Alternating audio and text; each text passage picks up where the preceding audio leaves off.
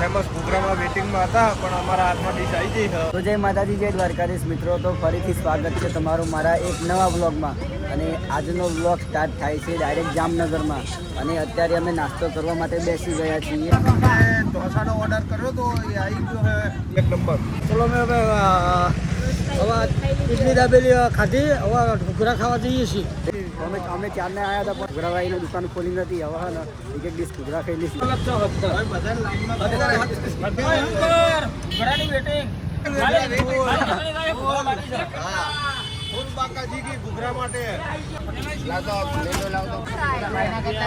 રાજકોટના ફેમસ પ્રોગ્રામમાં વેટિંગમાં હતા પણ અમારા હાથમાં ડીશ આવી ગઈ છે.